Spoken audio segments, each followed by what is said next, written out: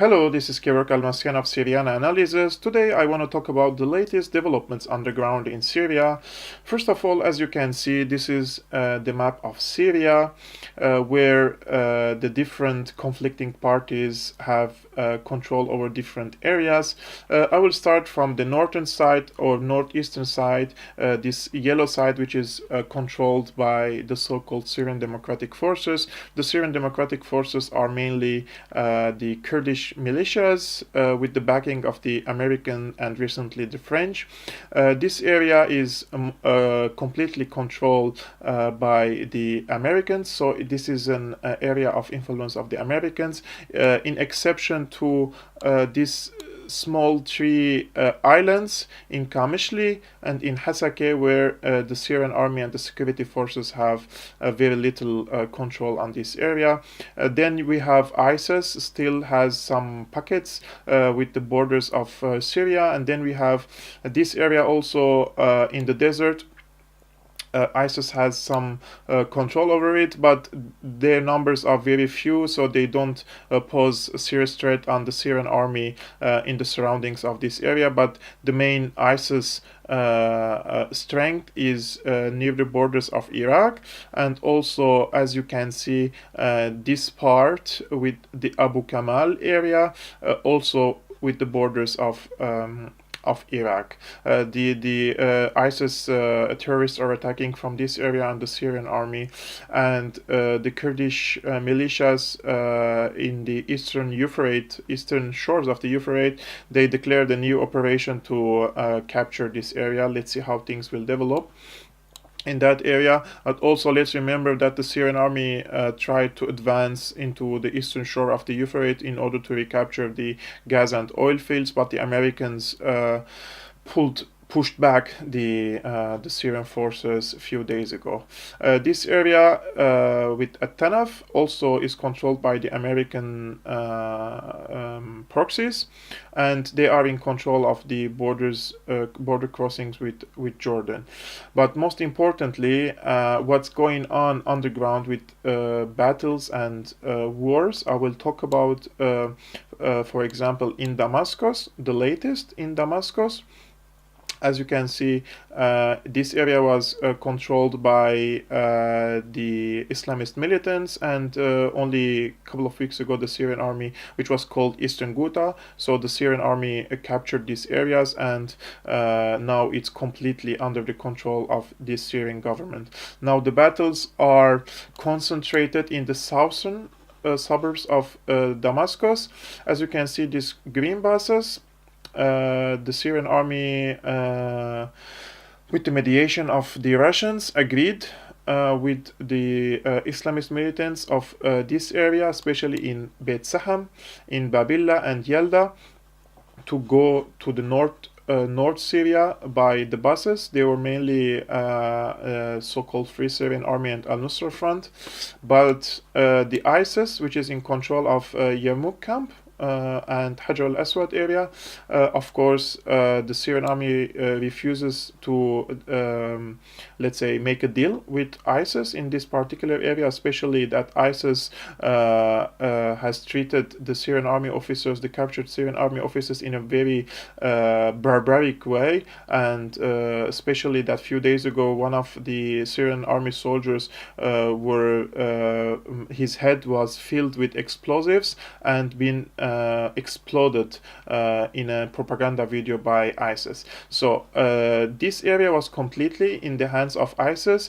Today the Syrian army sliced the area into two, so separated Hajar al-Aswad from Mukhayyam al-Yarmouk or Yarmouk camp, and now as you can see, the bombing and the operations are concentrated on northeastern side of Hajar al-Aswad and southern side of Yarmouk camp.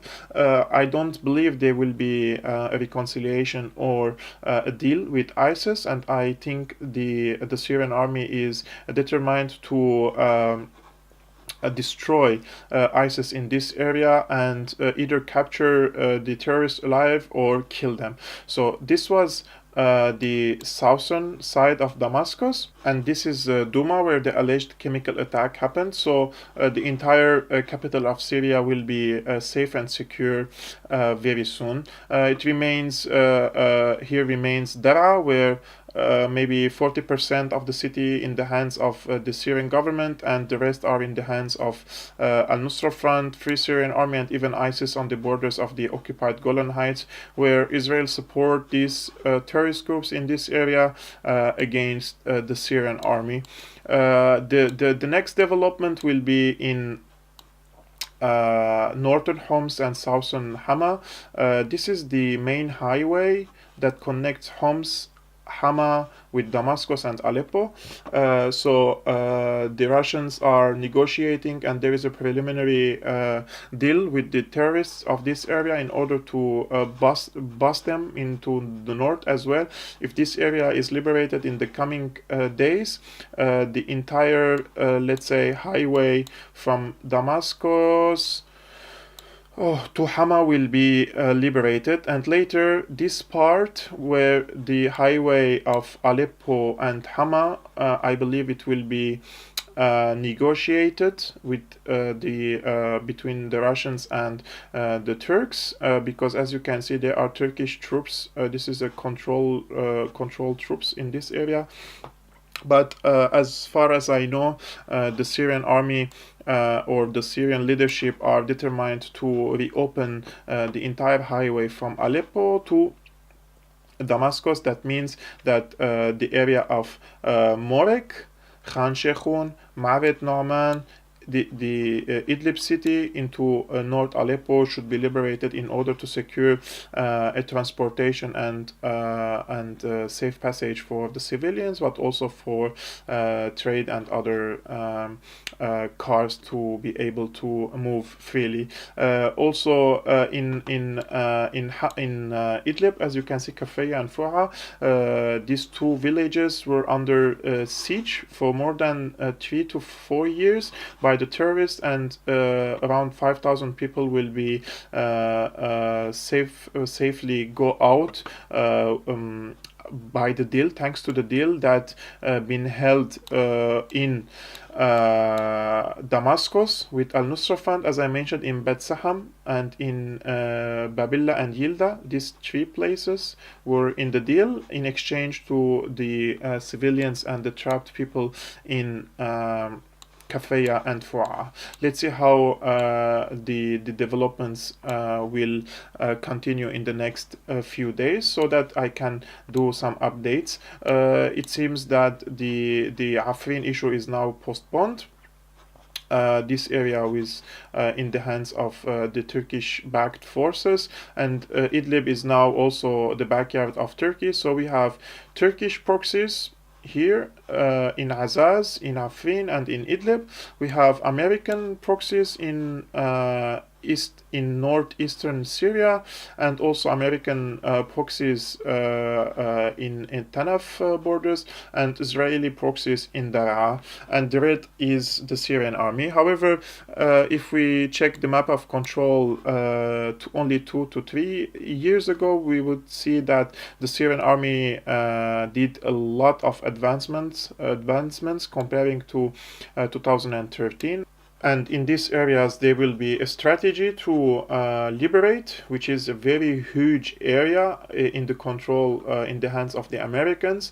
I'm not trying to speculate, but as far as I know, and anyone who reads the history of the contemporary history of Syria, and especially after the coming of after Ba'ath Party came to power, you will see that the Syrian leadership under Hafez al-Assad and then Bashar al-Assad, they have a long, we say in Arabic, siyasat al-nafas al-tawil, meaning that the policy of a long breath, that they are not in hurry to take decisions that they will regret. So they work slowly and perfectly on a strategic level to liberate the areas one by one without taking any let's say, stupid decisions. So I'm not saying it is easy, especially the American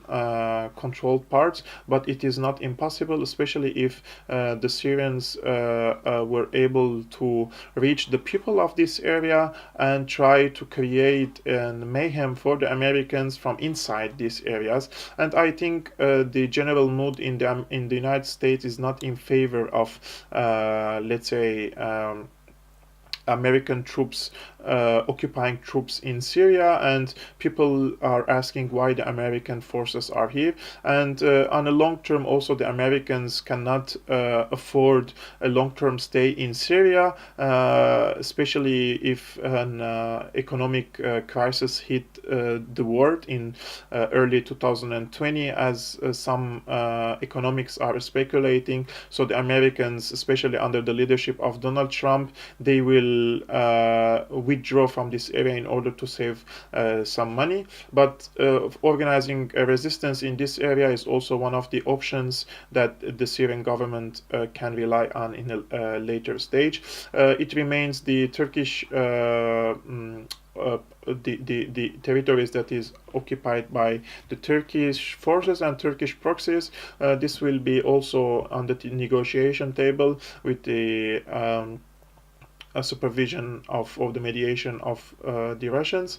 I'm not saying that everything will be all right, but what I'm trying to say that the Syrian government and the Syrian people will try to liberate every inch of Syria, and this is not a slogan but a policy underground, and hopefully every inch of Syria will return to their real owners, including this blue area, which is the occupied Golan Heights, occupied by the Israeli occupation forces. So that was all for today. I'm Kevork Almasyan of Syriana Analysis, and see you next time. I am Kevork Almasyan of Syriana Analysis. If you like my videos, please hit the like button and subscribe.